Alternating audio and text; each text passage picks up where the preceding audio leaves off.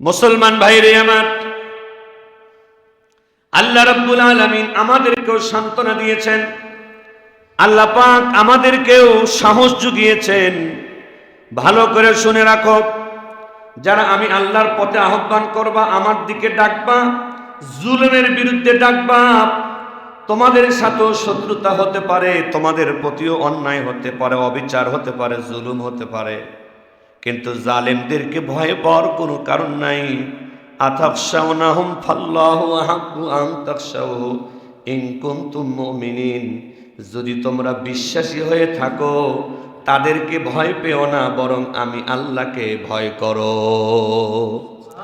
যদি বিশ্বাসী হয়ে থাকো, ভয়টা পাইলে আমি আল্লাহকে পাও, দুনিয়ার কাউকে ভয় পাওয়ার কোনো কারণ নাই। আর জালেম, স্বৈরাচার যে পর্যায়ের হোক না কেন, মনে করো না যে জালেমদের ব্যাপারে আমি আল্লাহ কোনো খবর রাখি না, এটা মনে করো। ওয়ালা তাহসাবান্নাল্লাহা গাফিলান আম্মা ইয়ামালুয যালিমুন। তোমরা এটা মনে করো না যে জালেমদের ব্যাপারে আমি আল্লাহ কোনো খবর রাখি না। ইন্নামা ইউআখিরুহুম লিয়াউমিন তাশখাসু ফীহিল আবসার। বরং জালেম ব্যক্তিকেও আমি আল্লাহ কিছু সময় দেই, সংশোধন হওয়ার জন্য সুযোগ দেই। মানুষটা ভালো হলেও আমার বান্দা, মানুষটা খারাপ হলেও আমারই তো বান্দা, আমি তো বানাইছি। একটু সময় আমি দেই, একটু ধৈর্য আমি ধরি, দেখি এই জালেমটা তওবা করে সংশোধন করে ভালো হয়ে যায় কিনা। কিন্তু যদি সংশোধন না হয়, ভালো না হয়, আমি ওই দিন তাকে আমি দেখে নিব, ওই দিন তার জবাব উপযুক্তভাবে হয়ে যাবে। কারণ দুনিয়া হলো কাজের জায়গা, দুনিয়া সব কাজের ফল পাওয়ার জায়গা না, দুনিয়া সব বিচার হওয়ারও জায়গা না। সব কিছুর 100 ভাগ বিচার এবং 100 ভাগ ফলাফল দান করা হবে হাসরের ময়দানে। কোন ময়দানে? 50,000 বছরের বিচারের মাঠ। কত হাজার বছর? ওই দিন সব বিচার করা হবে 100 এবং সব হকদারের হক বুঝিয়ে দেওয়া হবে। আর দুনিয়াতে যে বিচার হয় এটা সামথিং, সামান্য। সব বিচারের জায়গা দুনিয়াতে নয়, কিছু কিছু হয়। আল্লাহ পাক দেখান যেই বিচারগুলো দুনিয়া থেকেই আল্লাহ পাক দেখানো শুরু করেন, সেই বিচারগুলোর 1 নাম্বার বিচার দুনিয়া থেকে শুরু হয়, জালেমের বিচার। অন্যান্য অনেক অপরাধের বিচার হবে হাসরের ময়দানে, কিন্তু জালেমদের বিচার শুধু হাসরের মাঠে হবে না। জালেমদের, স্বৈরাচারদের, অত্যাচারীদের, জুলুমকারীদের বিচার দুনিয়া থেকে শুরু হয়। কথা কোন ঠিক কিনা?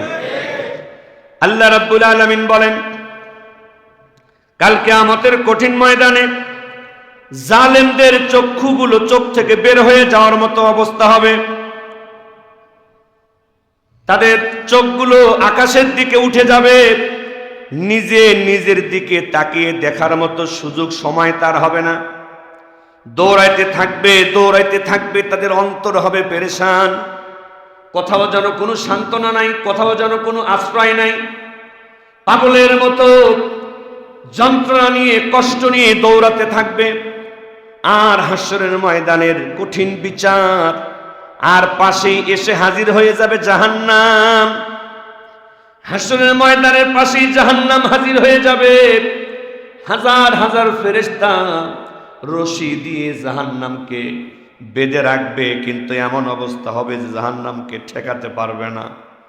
ভয়াবহ অবস্থা, জাহান্নামের গর্জন শুরু হয়ে যাবে। প্রচন্ড রকমের গর্জন, প্রচন্ড রকমের চিৎকার করতে থাকবে জাহান্নাম। ওগো আল্লাহ, জালেমগুলো কোথায়? স্বৈরাচারগুলো কোথায়? অত্যাচারীরা কোথায়? অহংকারী হিংসুকরা কোথায়? আমি আর ধৈর্য ধরতে চাই না, অনেক ধৈর্য ধরেছি। দ্রুত এই জালেমদেরকে আমার মধ্যে ফেলে দেন। এই জালেমদেরকে দিয়েই আমি জাহান্নাম, আমার ক্ষুধাটা নিবারণ করতে চাই। জাহান্নামের ভয়ঙ্কর গর্জন শুনে স্বৈরাচারেরা, জালেমেরা, অপরাধী ব্যক্তিরা বলতে থাকবে, রব্বানা আখিরনা ইলা আজালিন করিব। ওগো আল্লাহ, একটা বারের জন্য যদি আবার একটু দুনিয়াতে যাওয়ার অনুমতি আপনি দিতেন, আবার যদি দুনিয়াতে ফেরত যাওয়ার সুযোগ আমরা পেতাম, নজিব দাওয়াতাকা ওয়া নাত্তাবিউর রাসূল। আরেকবার দুনিয়াতে যাইতে পারলে খালি আপনার কথাই মানতাম, আপনার রসুলের কথাই মানতাম, আর কোনো উল্টাপাল্টা করতাম না, কোনো শয়তানি, কোনো বদমাইশি, কোনো বাটপারি করতাম না। একটা বা আবার একটু দুনিয়ায় যাওয়ার সুযোগটা দেন, দেখেন কত ভালো কাম করি। আল্লাহ পাক জানিয়ে দিবেন এই সময় শেষ হয়ে গেছে। এই সময় কি হয়ে গেছে?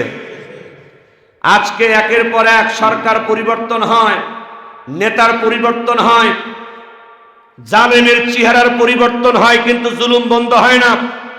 আমরা এই দেশ 190 বছর পর্যন্ত ব্রিটিশের স্বৈর শাসকেরা এই ভারত, পাকিস্তান, বাংলাদেশের উপরে জুলুম করেছে, অন্যায় করেছে, শোষণ করেছে।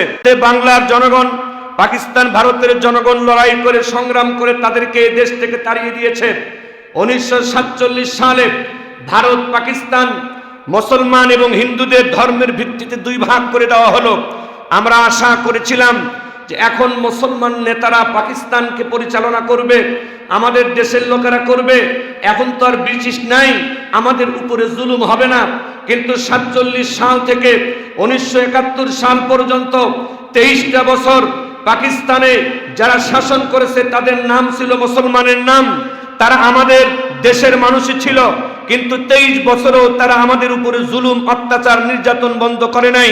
71 সালের 9 মাস বাংলার দামাল ছেলেরা, লুঙ্গি পরা লোকেরা, গামছা পরা লোকেরা, গেঞ্জি গায়ে দেওয়া লোকেরা, ডাক্তার তেমন ছিল না, ইঞ্জিনিয়ার তেমন ছিল না, তেমন নেতাদেরকেও খুঁজে পাওয়া যায় নাই। গরিব মানুষগুলো খালি পায়ে বন্দুক হাতে নিয়ে পাকিস্তানি স্বৈর শাসককে তাড়িয়ে দিয়েছিল। সেখান থেকে নিয়ে আজ 54 বছর পাকিস্তান বাংলাদেশে নাই, কিন্তু বাংলাদেশে লুটপাট এখনো আছে, বাংলাদেশে ভোট ডাকাতি এখনো আছে, জুলুম এখনো আছে, মেরে খাওয়া এখনো আছে, ধর্ষণ এখনো আছে। নেতার পরিবর্তন হয়েছে, দেশের পরিবর্তন হয়েছে, চেহারার পরিবর্তন হয়েছে, শয়তানি বন্ধ হয় নাই। আমরা খালি কি দেখি? এক দল আর এক দলকে গালি দেয়, বোকা দেয়, দোষ দেয় যে অমুক দল ক্ষমতায় ছিল, তারা অনেক খারাপ, লুটপাট করেছে, দুর্নীতি করেছে, খুন করেছে, গুম করেছে। ওরা ক্ষমতার থেকে চলে গেলে আমরা যারা বিরোধী দলে আছি, আমরা ফেরেশতার মতো দেশ চালাবো, বলে কি বলে না? যেই ক্ষমতা থেকে সরকারি দল চলে যায়, সব জায়গায় যখন বিরোধী দলের আবার বসার সুযোগ পায়, কই আমরা তো দুর্নীতি বন্ধ হওয়া দেখতেছি না, আমরা তো মানুষ খুন হওয়া বন্ধ হওয়া দেখতেছি না, আমরা তো লুচ্চামি, ধর্ষণ বন্ধ হওয়া দেখতেছি না। ওই ঘুরে ফিরে আগের দল পরের দল, যদি শয়তানি বন্ধ না হয়, আমরা মনে করব আগের জালেম এখন জালেম, সব জালেম। মুসলমান ভাইরে আমার, কিয়ামত না হওয়া পর্যন্ত এই দুনিয়ায় এই দুইটা ডাক, দুইটা আহ্বান চালু থাকবে। একটা ডাক আল্লাহর পক্ষের ডাক, আরেকটি ডাক হলো শয়তানের পক্ষের ডাক। এক পক্ষে ডাক দেওয়া হবে কোরআনের আয়াত তেলাওয়াত করে করে, আর এক পক্ষে ডাক দেওয়া হবে অশ্লীল গান বাজনার মাধ্যমে। কথা বলেন ঠিক কিনা? এক পক্ষে ডাক দেওয়া হবে সত্য কথার মাধ্যমে, আর এক পক্ষে ডাক দেওয়া হবে মিথ্যা কথার মাধ্যমে। এক পক্ষের ডাক জান্নাতের ডাক, আর এক পক্ষের ডাক হলো জাহান্নামের ডাক। কিন্তু অনেক সময় কোনটা জান্নাতের ডাক, কোনটা জাহান্নামের ডাক কিছু মানুষ বুঝতে পারে না, অজ্ঞতার কারণে, মূর্খতার কারণে। আর কিছু মানুষ জেনে বুঝেও তারা দুনিয়ার চাকচিক্যের পিছনে ছুটে জাহান্নামের দিকে দৌড়ায়। হাদিস শরীফের মধ্যে এসেছে, আল্লাহ রাব্বুল আলামিন ফেরেশতাদের সর্দার জিবরাইল আলাইহিস সালামকে জান্নাত দেখার অনুমতি দিলেন, জাহান্নাম দেখার অনুমতি দিলেন। আল্লাহ পাক জান্নাতকে ঢেকে দিলেন কষ্টের কাজ দিয়ে, আর জাহান্নামকে ঢেকে দিলেন আরাম আয়েশ, আনন্দ ফুর্তি দিয়ে। ফেরেশতা জিবরাইল জান্নাত দেখলেন, জাহান্নাম দেখলেন। জান্নাত দেখে বলেন, আল্লাহ, জান্নাত এত সুন্দর, এমন কোন ব্যক্তি নাই যে এই সুন্দর জান্নাত চাবে না। সবাই তো সুন্দর জান্নাতটা চাবে, কিন্তু এই জান্নাতের সৌন্দর্য আপনি ঢেকে রেখেছেন কষ্টের মধ্যে। জান্নাতের উপরে ধৈর্য ধরার পর্দা দেওয়া আছে, জান্নাতের উপরে নামাজ আদায়ের কষ্টের পর্দা দেওয়া আছে। জান্নাতের উপরে না খেয়ে রোজা রাখার এই কষ্টের পর্দা দেওয়া আছে। জান্নাতের উপরে রক্ত দিয়ে জীবন দিয়ে আল্লাহর জমিনে শহীদ হওয়ার এই কষ্টের পর্দা দেওয়া আছে জান্নাতের উপরে। জান্নাত সুন্দর, তবে জান্নাত ঢেকে রাখা হয়েছে কষ্টকর বিষয়গুলো দিয়ে। আর জাহান্নাম বড়ই কষ্টের জায়গা। ফেরেশতা জিবরাইল বলেন, জাহান্নামের এই কষ্ট যদি কেউ দেখতো কশ্চিনকালও সেই জাহান্নামে ঢুকতে চাইতো না।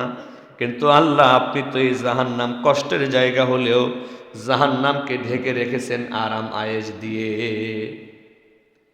জাহান্নামে যাইতে হলে নামাজ পড়ার কষ্ট নাই, জাহান্নামে যাইতে হলে রোজা রাখার কষ্ট নাই, জাহান্নামে যাইতে হলে যাকাত দিয়ে মনটাকে ঠিক রাখার কষ্ট তো নাই, জাহান্নামে যেতে হলে জিহাদ করে জীবন দেওয়ার কষ্ট তো নাই, জাহান্নামে যেতে হলে কোরআন তেলাওয়াত করার এই দায়িত্ব নাই, মেহনত নাই।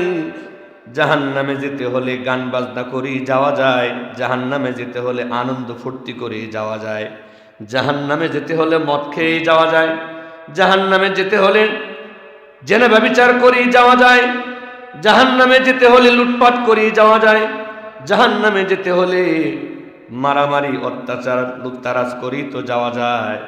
আল্লাহ, জাহান্নাম কঠিন জায়গা বটে, কিন্তু জাহান্নামে যাওয়াটা তো আপনি সহজ করে দিয়েছেন।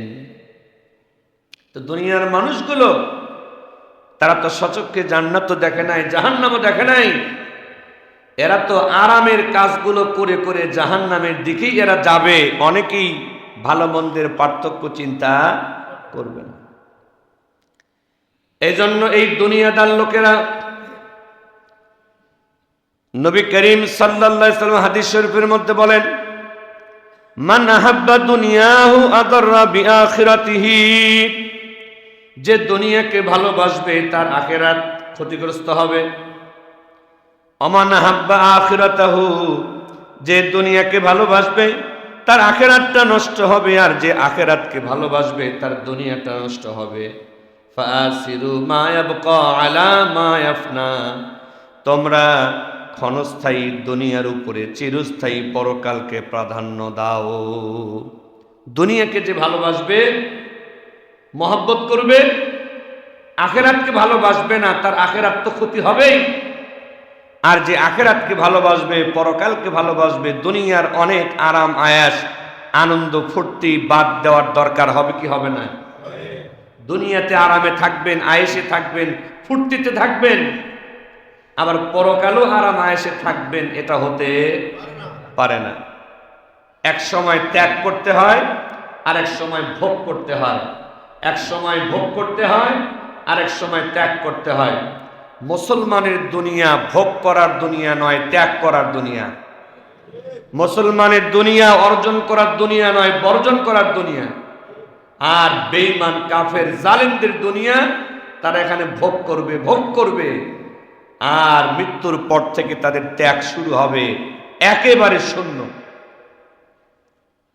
অনেকেই এগুলো বুঝতে চায় না। হুজুর, দাড়ি টুপি রাখলে ঠিকমতো চাকরি পাই না, নামাজ পড়লে সেখানে ব্যবসা ভালো হয় না, কোরআনের কথা বললে, হাদিসের কথা বললে আমেরিকা অসন্তুষ্ট হয়, কোরআন হাদিসের কথা বললে ভারত নারাজ হয়, ইসলামী আইনের কথা বললে চায়নারা অসন্তুষ্ট হয়, ইসলামের বিধানের কথা বললে রাশিয়া অসন্তুষ্ট হয়, ইসলামের পক্ষে থাকতে গেলে ফ্রান্স নারাজ হয়। হুজুর, এত দেশগুলাকে নারাজ করে, এত বড় বড় ক্ষমতাওয়ালা লোকদেরকে অসন্তুষ্ট করে আমি কিভাবে আল্লাহকে খুশি রাখব? বিষয়টা তো এখানেই। তুমি যদি আল্লাহকে খুশি রাখতে চাও, আল্লাহর চাইতে বড় ক্ষমতাওয়ালা আর কাউকে বিশ্বাস করা যাবে না।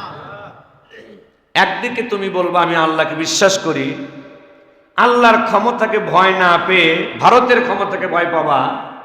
বলবা আল্লাহকে বিশ্বাস করি, আল্লাহর জাহান্নামকে ভয় না পেয়ে আমেরিকাকে ভয় পাবা। বলবা আমি আল্লাহকে বিশ্বাস করি, আল্লাহর পাওয়ারকে ভয় না করে চায়নার পাওয়ারকে ভয় পাবা। তুমি তো মুনাফিক, মিথ্যাবাদী, তুমি তো দুইমুখী ব্যক্তি।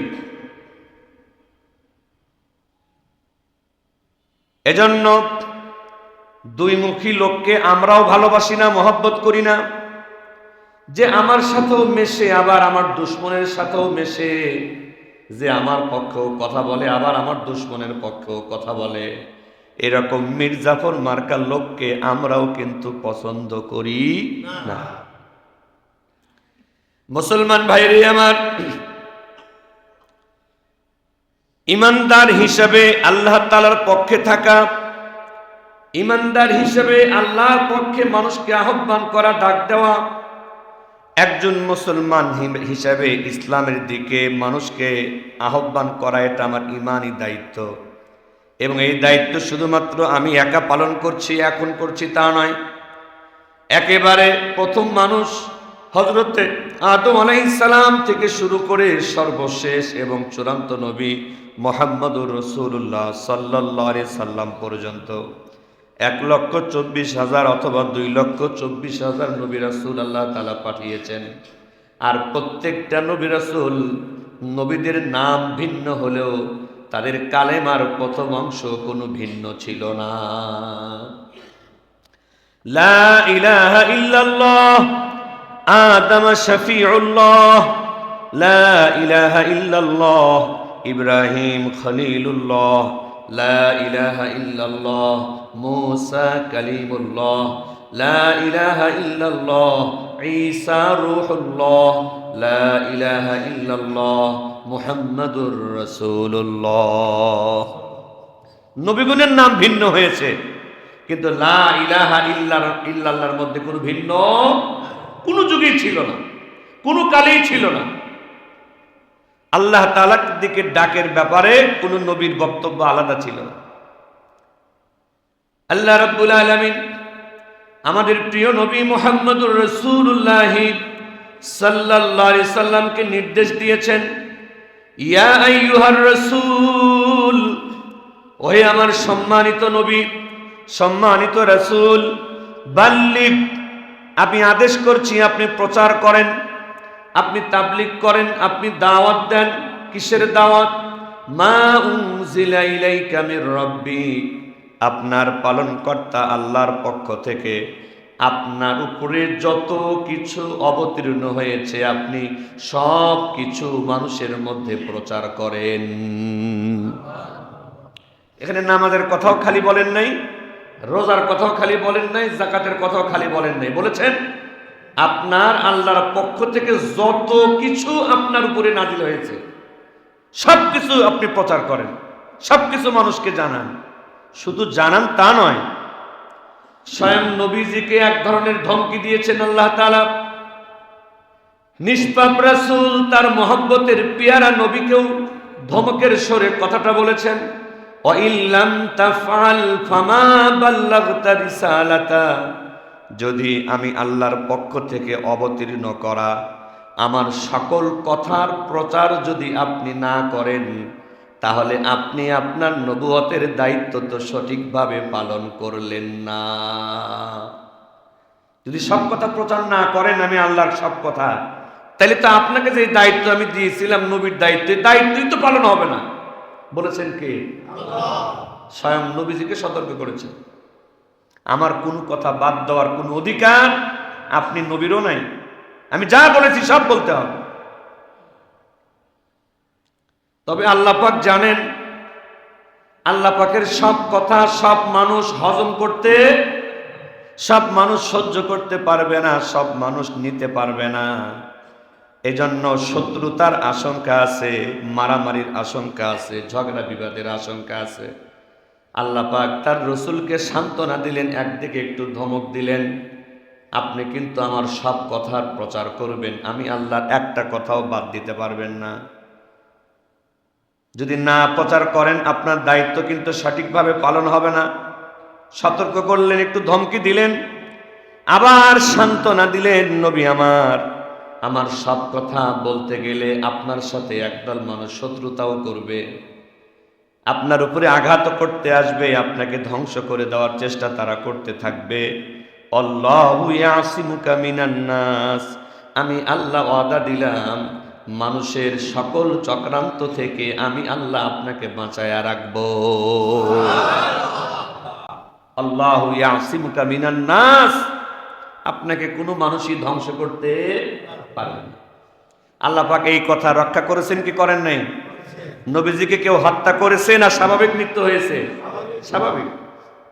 নবীজির জ্বর হয়েছিল, প্রচন্ড জ্বর ছিল কয়েকদিন, এরপরে তিনি ইন্তেকাল করেছেন, তাকে কেউ হত্যা করতে পারেনি। মুসলমান ভাইরে আমার,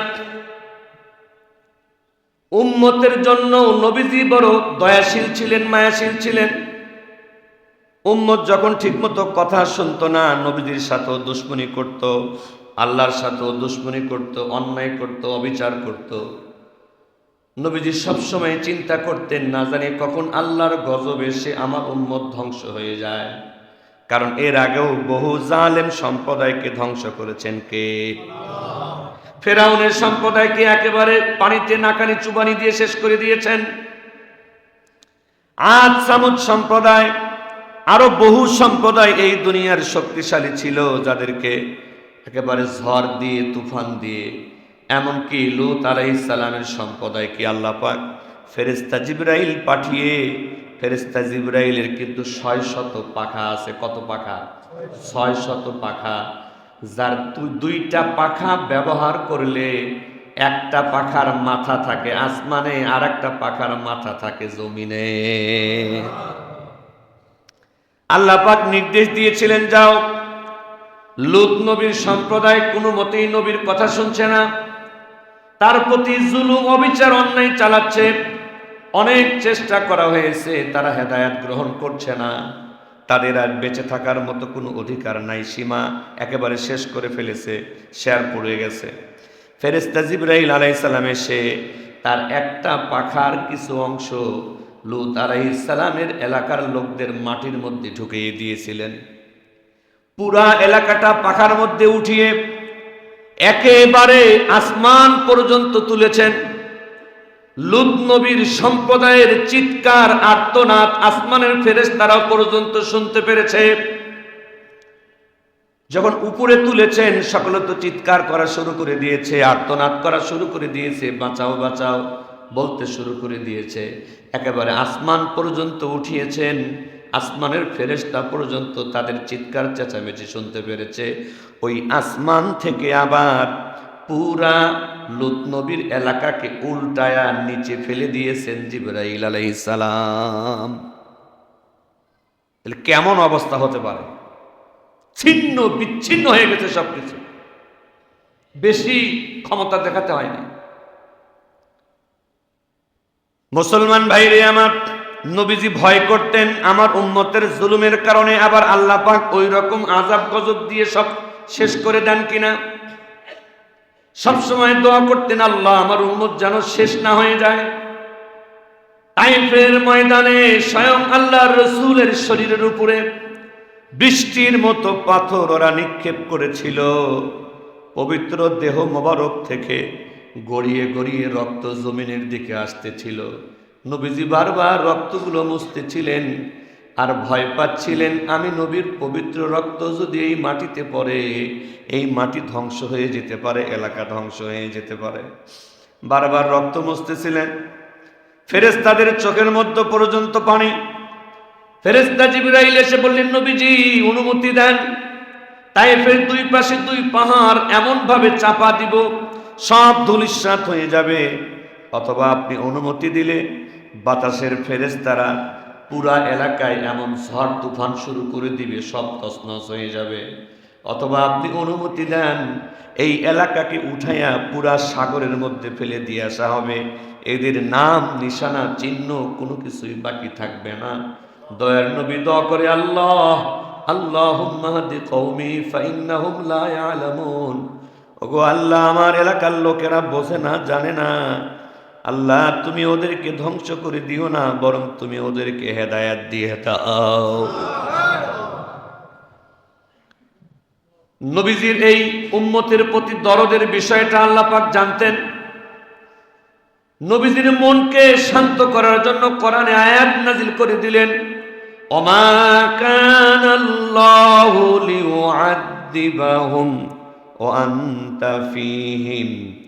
নবীজি আপনাকে নিশ্চয়তা দিলাম, আপনাকে আমি আল্লাহ গ্যারান্টি দিলাম, যতক্ষণ পর্যন্ত আপনি থাকবেন আপনার উম্মতকে ধ্বংস করা হবে না। আমি যেমন আপনাকে বাঁচিয়ে রাখবো, কোনো মানুষ আপনাকে মারতে পারবে না। আবার যতক্ষণ আপনি বেঁচে আছেন আপনার বরকতে আপনার উম্মতকেও আমি ধ্বংস করব না। বলেন না সুবহানাল্লাহ। এখন তো নবীজি দুনিয়াতে নাই, যার কারণে একের পর এক বিপদ আপদ বালা মুসিবত চতুর্দিক থেকে চলমান আছে। কিছু বিপদ আপদ জালেমদের পক্ষ থেকে চলমান, কিছু বিপদ আপদ আবার আমাদের গুনাহের কারণে আল্লাহ পাকও আমাদের উপরে দান করেন। আবার কিছু বিপদ আপদ আমাদের ঈমানের পরীক্ষার জন্য আমাদের উপরে এসে থাকে। মূল কথা যেটা, একদল মানুষ মানুষকে আল্লাহর দিকে ডাকবে, আরেক দল মানুষ মানুষকে শয়তানের দিকে ডাকবে। একদল মানুষ আল্লাহর পক্ষে থাকবে, আরেক দল মানুষ শয়তানের পক্ষে থাকবে। একদল মানুষ জালেমের পক্ষে থাকবে, আরেক দল মানুষ জালেমের বিরুদ্ধে থাকবে। একদল মানুষ সত্যের পক্ষে থাকবে, আর একদল মানুষ মিথ্যার পক্ষে থাকবে। তারা সবসময় মিথ্যা কথা দিয়ে আরাম আয়েশের মধ্যে, গান বাজনার মধ্যে, ফুর্তির মধ্যে, লুটপাটের মধ্যে, দুর্নীতির মধ্যে মানুষকে লিপ্ত করে রাখবে আর বুঝাবে এগুলোই শান্তি, এগুলোই শান্তি। কিন্তু এই আরাম আয়াস, লুটপাট, দুর্নীতি, লুচ্চামি এইগুলা দিয়েই তো জাহান্নাম ঢেকে রাখা হয়েছে। এগুলো দিয়েই তো জাহান্নাম ঢাকা। তোমার কাছে আরাম লাগে নাচ গান, তোমার কাছে আরাম লাগে লুটপাট, তোমার কাছে আরাম লাগে মানুষের জায়গা জমি জুলুম করা, তোমার কাছে আরাম লাগে লুচ্চামি, আরে বাটপার, আরে ব্যাককেল, এগুলো দিয়ে তো জাহান্নাম ঢেকে রাখা হয়েছে। তোমার কাছে নামাজ পড়তে খারাপ লাগে, নামাজ দিয়েই তো জান্নাত ঢেকে রাখা হয়েছে। রোজা রাখতে তোমার কষ্ট লাগে, রোজা দিয়েই তো জান্নাতটা ঢেকে রাখা হয়েছে। জিহাদ করতে কষ্ট লাগে, জিহাদের মধ্যেই তো, জিহাদ দিয়েই তো জান্নাত ঢেকে রাখা হয়েছে। আল্লাহর রাস্তায় দান খায়রাত করতে তোমার কাছে কষ্ট লাগে, খারাপ লাগে, আরে এটা দিয়েই তো জান্নাতকে ঢেকে রাখা হয়েছে। এজন্য বুদ্ধিমান মানুষ, চালাক মানুষ, জ্ঞানী মানুষ এই ৬০-৭০ বছর ফুর্তি করতে গিয়ে অনন্তকালের সুখ নষ্ট করতে পারে না। যে জীবনের শুরু আছে কোনোদিন শেষ হবে না, এটা শুরু হবে মৃত্যুর মাধ্যমে। কিসের মাধ্যমে? এই জন্য মৃত্যুকে আরবিতে আরেকটা শব্দে বলা হয় কি? ইন্তেকাল। কি বলা হয়? ইন্তেকাল মানে জায়গার পরিবর্তন, স্থানান্তর, এক জায়গা থেকে আর এক জায়গায় যাওয়া।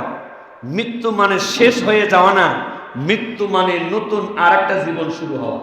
মৃত্যু মানে কি? নতুন আরেকটা জীবন শুরু হওয়া। মুসলমান ভাইরে আমার, আল্লাহ পাক নবীকেও বলেছেন, আমার সব কথা যদি আপনি বলতে যান, সব মানুষ এটা মানতে চাবে না, সহ্য করতে চাবে না।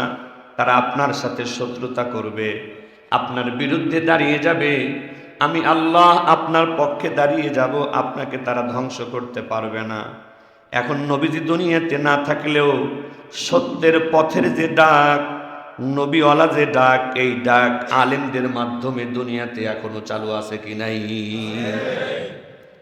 সবাই আমরা মুসলমান, কিন্তু একজনও যদি কোরআন পড়তে না পারি, কোরআনের অর্থ যদি একজনও না জানি, তখন এই কোরআনের ব্যাপারে ডাক দেওয়ার কোনো ক্ষমতা কি আমাদের থাকবে? মুসলমান, কিন্তু আমি কোরআনও পড়তে পারি না, হাদিসও পড়তে পারি না। কোরআনে আল্লাহ কি বলেছেন জানি না, হাদিসে নবীজি কি বলেছেন জানি না।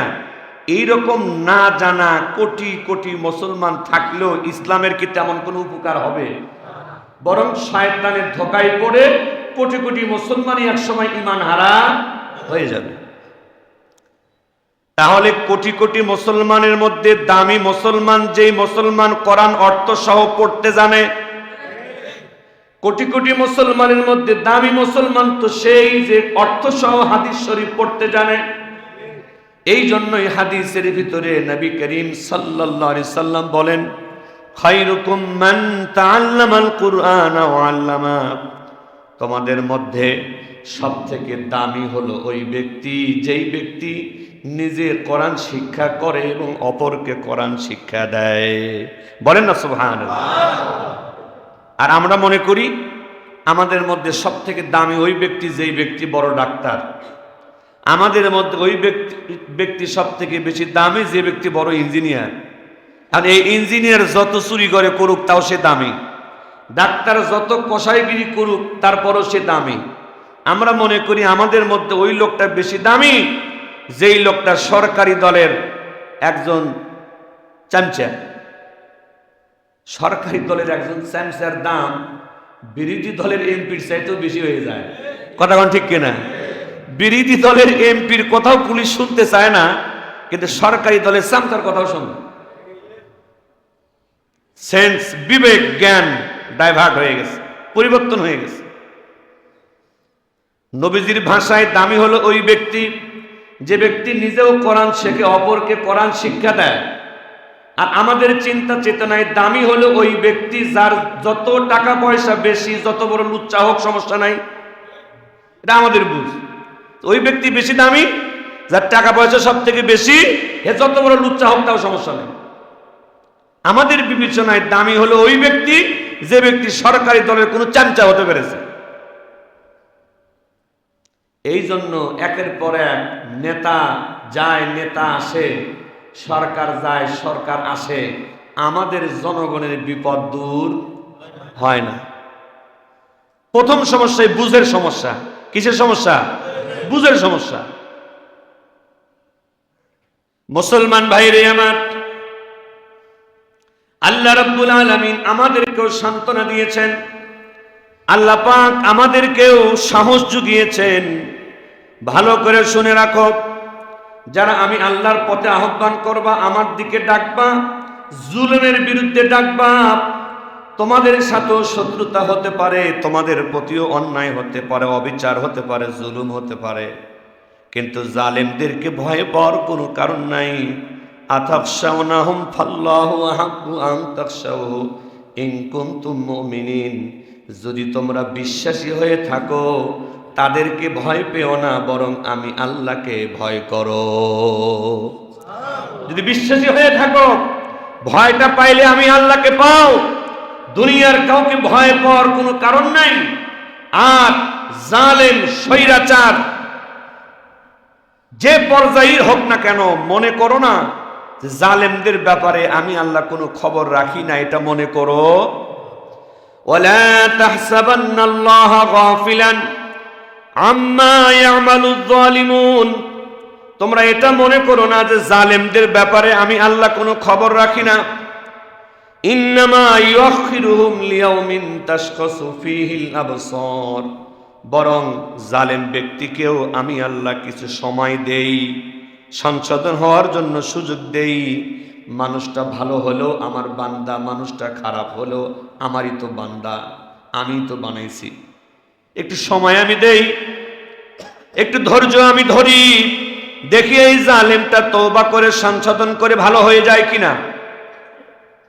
কিন্তু যদি সংশোধন না হয়, ভালো না হয়, আমি ওই দিন তাকে আমি দেখে নিব, ওই দিন তার জবাব উপযুক্তভাবে হয়ে যাবে।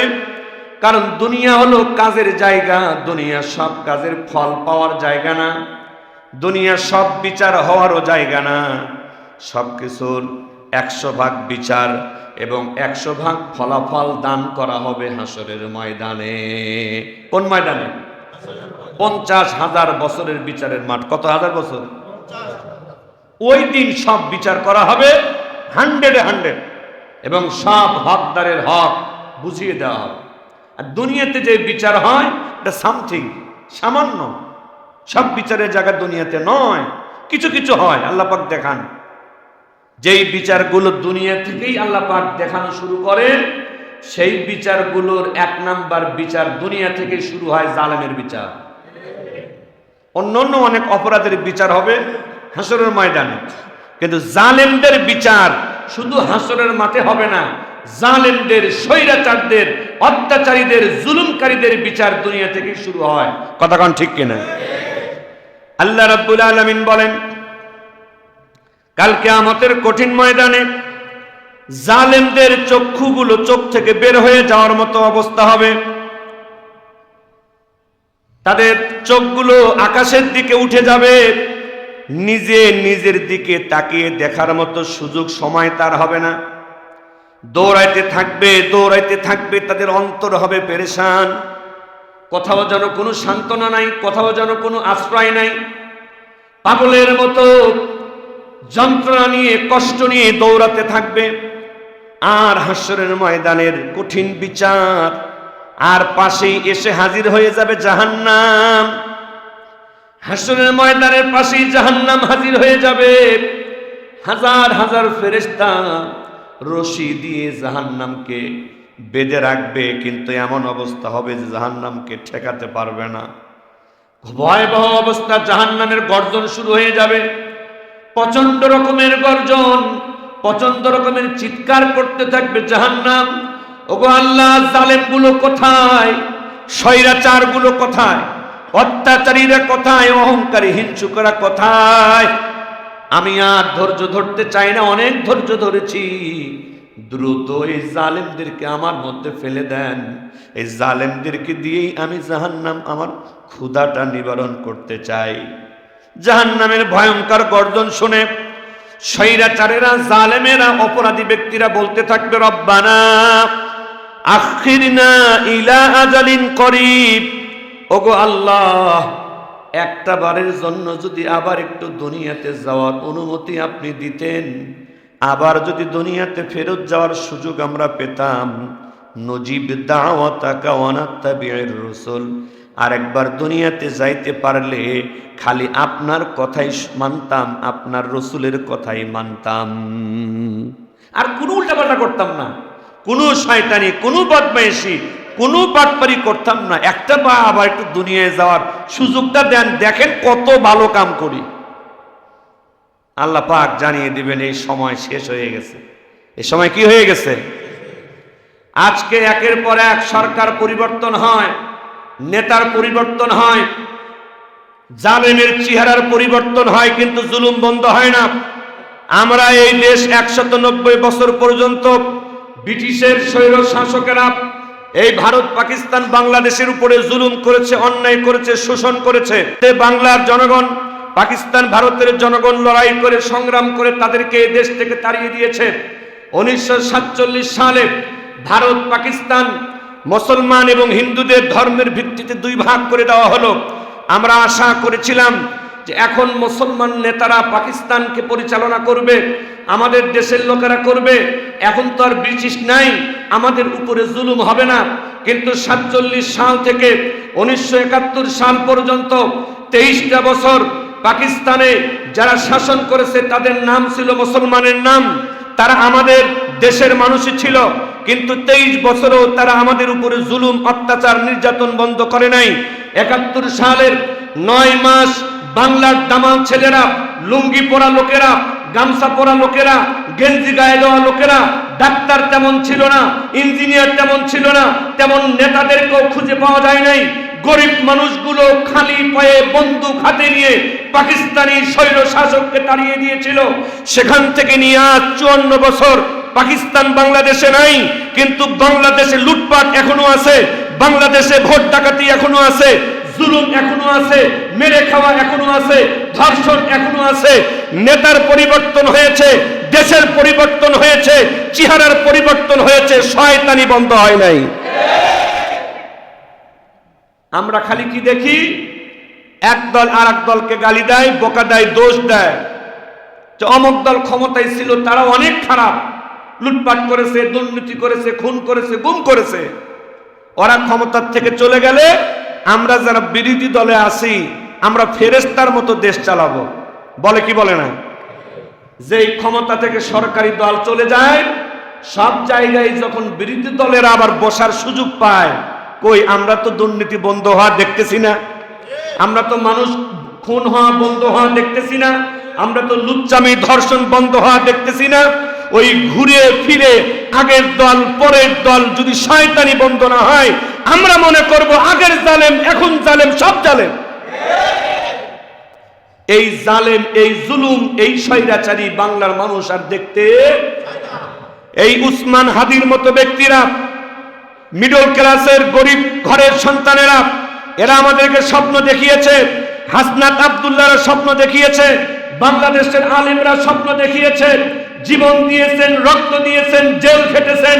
এই দেশে নতুন করে ভারতের কোনো গোলাম, পাকিস্তানের কোনো গোলাম, আর কোন স্বৈরাচার, আর কোন লুটপাটকারী, আর কোন দুর্নীতিবাজকে বাংলার মানুষ ক্ষমতা নয়, বরং জুতা পেটা করতে থাকবে, জুতা পেটা করতে থাকবে।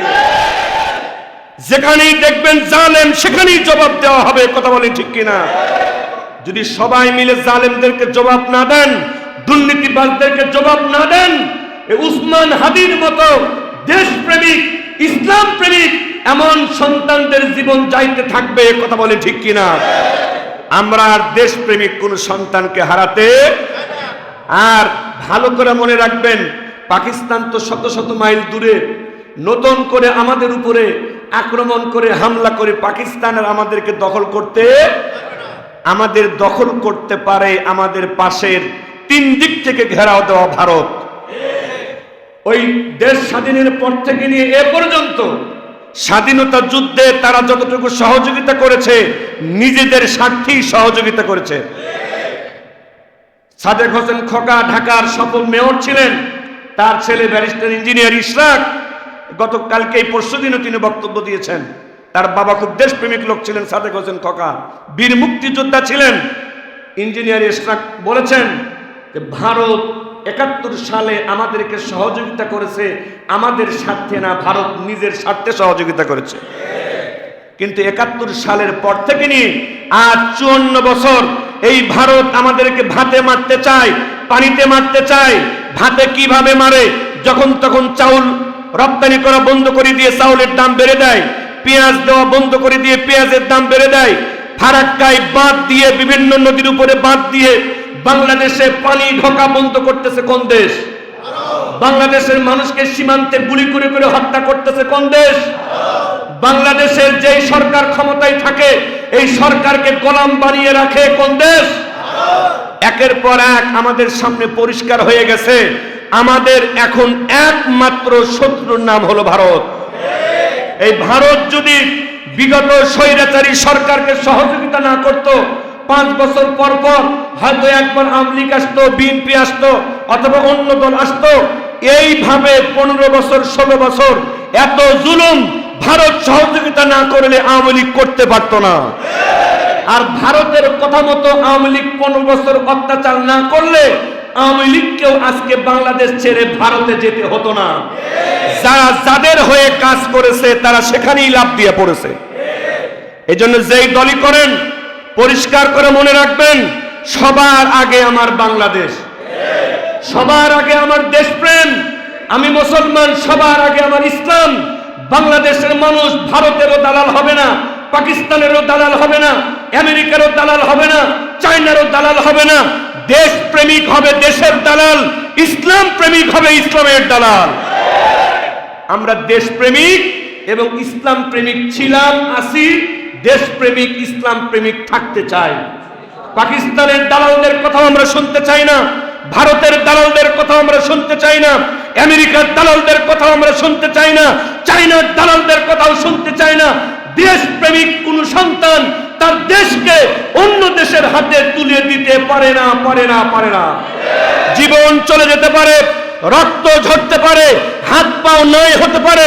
জিয়াউর রহমান সাহেব ভারতের বিরুদ্ধে দাঁড়িয়েছিলেন, আল্লামা সাইদি ভারতের বিরুদ্ধে দাঁড়িয়েছিলেন, আল্লামা মামুনুল হক ভারতের বিরুদ্ধে দাঁড়িয়েছেন, চরমনাই পীররা ভারতের বিরুদ্ধে দাঁড়িয়েছেন। এখন যারা ভারতের বিরুদ্ধে থাকবে আমরা তাদের পক্ষে থাকব। এখন যারা আবার ভারতের পক্ষে থাকবে আমরা তাদের বিপক্ষেই থাকব। এটাই হলো আমাদের ঈমানের শপথ। আল্লাহ পাক সাহস দিয়েছেন, তাদেরকে নয় বরং আমাকে ভয় করো, আমি আল্লাহ তোমাদের সাহায্যকারী হয়ে যাব ইনশাআল্লাহ। আমরা সকলেই একাত্মবদ্ধ হয়ে যাই দেশের পক্ষে, ইসলামের পক্ষে। যে যেই দলই করুক দেশের পক্ষে থাকতে হবে, যে যেই দলই করুক ইসলামের পক্ষে থাকতে হবে। দেশের পক্ষে না থাকলে, ইসলামের পক্ষে না থাকলে ওই দল, ওই নেতাকে আমাদের ঝাড়ুদার বানানোরও প্রয়োজন নাই।